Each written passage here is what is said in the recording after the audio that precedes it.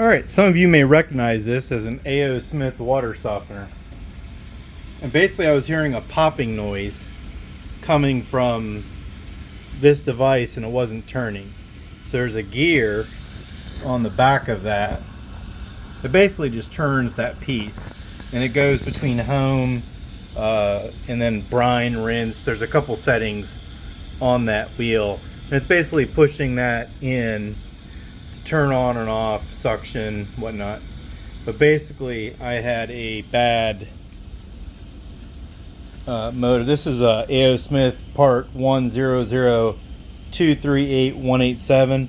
It's the drive assembly.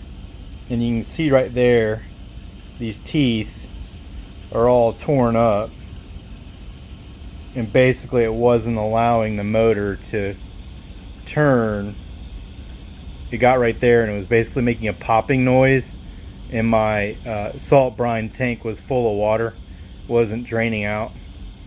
So if you look, there's some good teeth coming around, and then you can see the bad teeth with the chunks of plastic missing.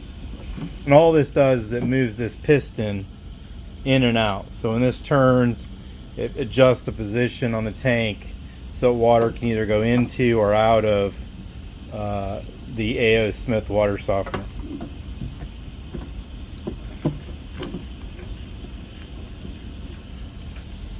So all those are good teeth, good teeth, good teeth, and then let's see, good teeth. And now coming up, right there's the bad teeth. So doesn't take much to make this thing stop working. I wish this wasn't plastic and was some sort of metal or something else, but I guess if it's not going to turn, they'd rather tear up plastic than tear up metal. Thank you very much to A.O. Smith Technical Support. You were fabulous. You sent the part right out via UPS ground.